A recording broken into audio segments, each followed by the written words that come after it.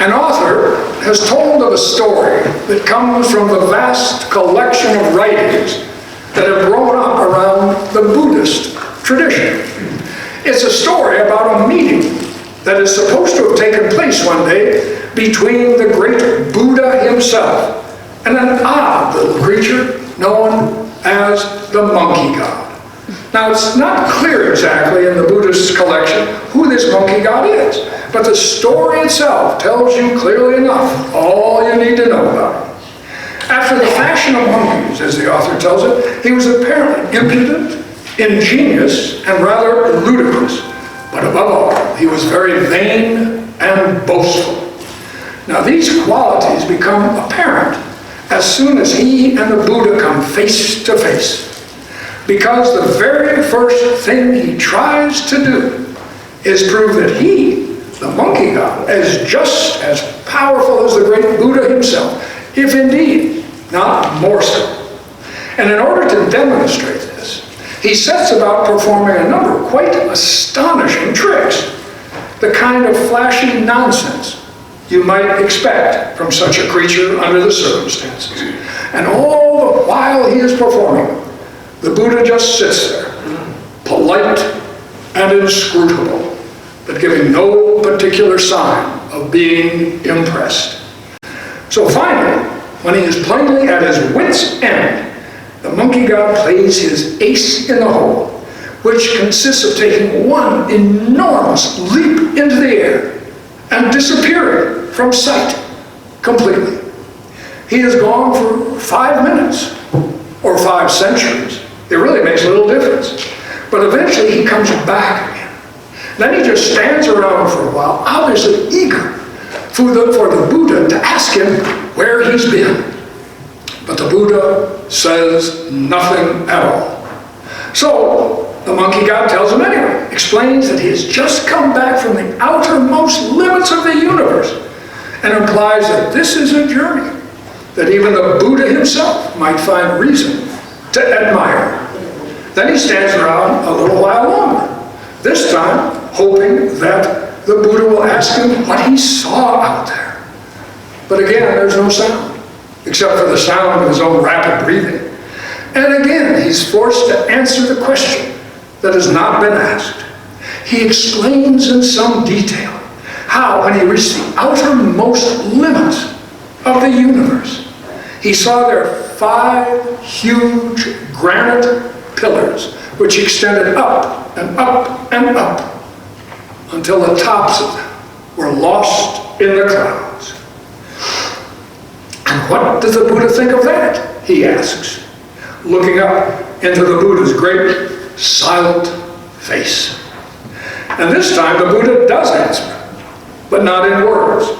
Instead of saying anything, the Buddha simply raises his hand and holds it up there before the monkey god's eyes.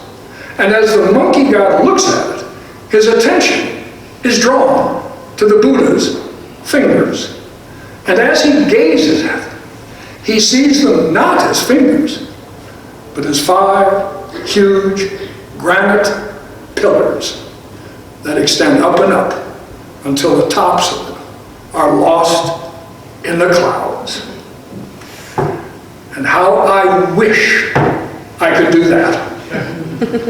Just be silent, not say a word, and hold up my hand and have you see the truth of God, the reality of God, the reality of God's love and grace and mercy. At last clearly see how it is with God, and have all our questions answered, and there be no more misunderstanding or confusion.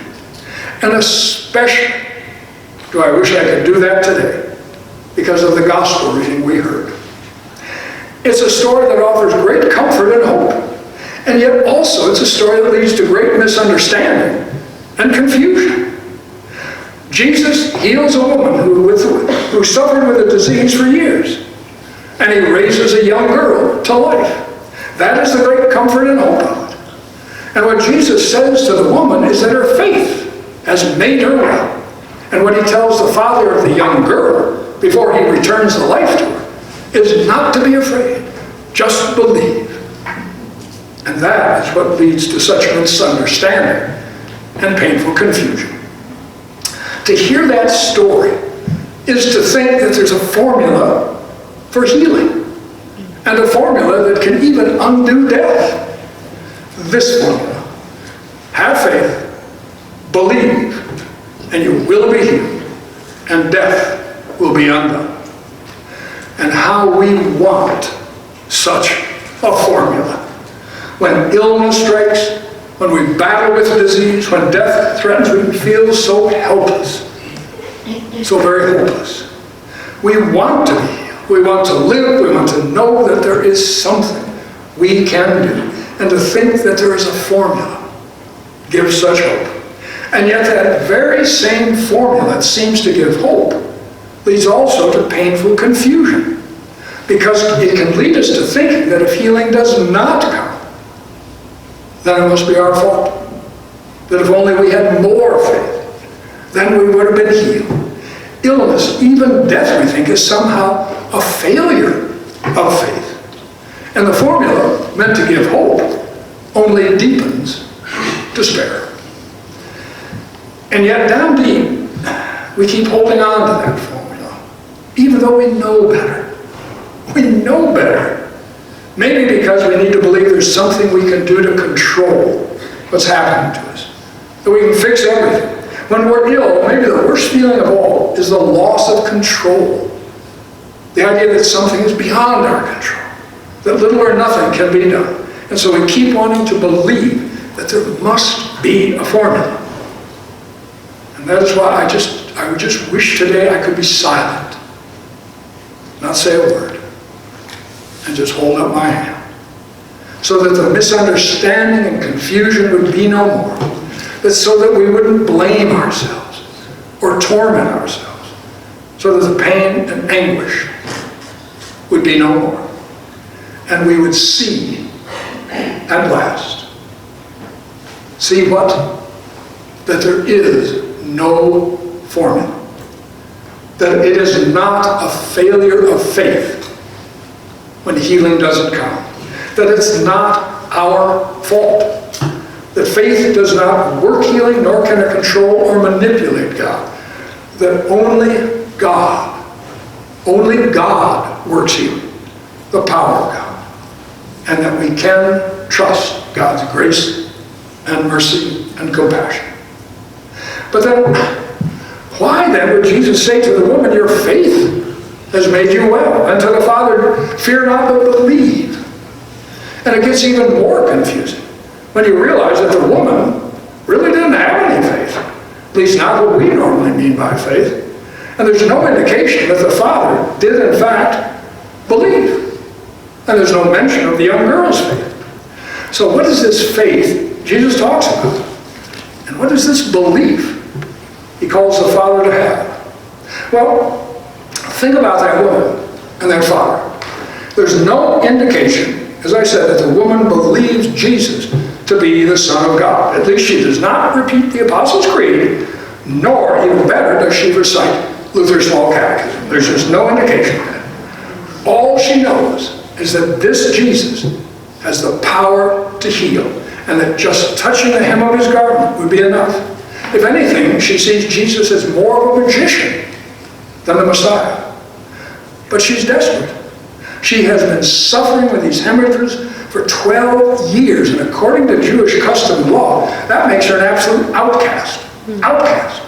She is to touch no man, and no man is to touch her. But she doesn't care. She just goes barging right through the crowd and interrupts Jesus, not caring what taboo she violates or whom she offends. The one thing, the only thing she knows, is that her healing is beyond her control. And in her desperation, she does the unthinkable. She reaches out to touch this man, Jesus. And that's what Jesus calls her faith. The desperation that brought her to him. The desperate belief that Jesus just very well could have the power to heal. The desperate hope that drove her to touch him. And the young girl's father was desperate as well. He was a synagogue leader, a defender of cherished ritual and belief, and yet he let go of all that. Let go of all the ritual and belief. Didn't care what his fellow leaders thought. And stopped trying to control everything by means of the rules and rituals. All that mattered to him was his little girl. And if he had any faith at all, it was simply this: help her. Help me. And the belief Jesus called him to was just that: to believe that he could help. What both the woman and the father did was throw themselves on the mercy and compassion of God and Jesus and believe in God's power to help and heal. And that really is what faith is and what faith does. Faith is desperately believing that God can do something. And it puts us in touch with the source of healing, opens us to the possibilities of God. Faith does not work healing. Rather, it brings us into the sphere of the mercy and compassion of God, the God who does and can work healing. And that is the true comfort and hope of that story. No formula. Can't control God. But God will respond to our desperate cries for mercy and compassion. And God will respond even if we're not sure what we believe anymore. Even if we're filled with doubts and questions. God will respond even as we seek Him in whatever way we can. To have faith, in a sense, is to push our way through to God. To see God out in our fear and anguish and simply cry, help her. Help her. Help me. And trust God's power and compassion. And yet still, we're left with the hardest and most anguishing question of all.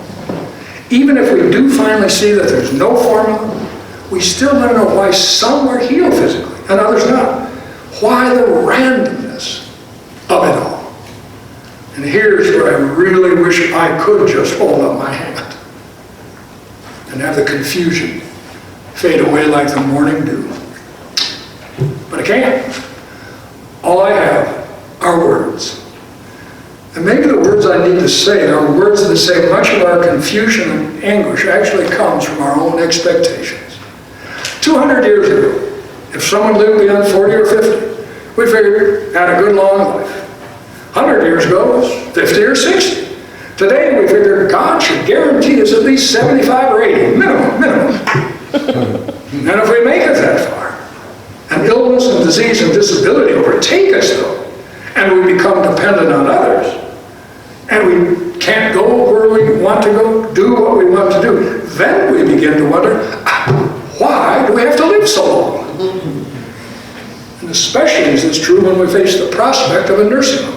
In 50 and more years of being a pastor, I've never met anyone who said, you know, I just can't wait for the day I go into a nursing home. Look forward to that. We want to live a long life, illness-free, of course, and yet not too long. And we always don't want healing, not if it means prolonging suffering or misery. So over the years, I've come to trust God's mercy and compassion more than what I think is the best. Illness and disease and death are a part of life, whether we like it or not, but they are not a failure of God or us. The truth is, Jesus didn't heal everyone. In fact, He healed relatively few, and those He did heal got sick and died. When Jesus did heal, the healing had a purpose that went beyond the individual. It was to show God was at work in him, and through him a new kind of life was coming to birth. And to believe in Him was to have that life even in the midst of illness and death. And maybe more than anything, that's what needs to be said. That the healing of Jesus, that the healing He worked, was ultimately a healing of the relationship between God and people. And in the deepest sense, to be made well was to find peace with God, no matter what someone was going there. It was to have the anger and bitterness and despair healed and to be made whole in that sense. And maybe at the deepest level, more than anything, that is what we want. To find peace in God and know that God will see us through all things unto life. And yes, I still wish, however, that I could just hold up my hand and be silent. Because finally, words cannot express it. Express the reality of God's mercy and compassion the reality of God's love, which works life in and through all things.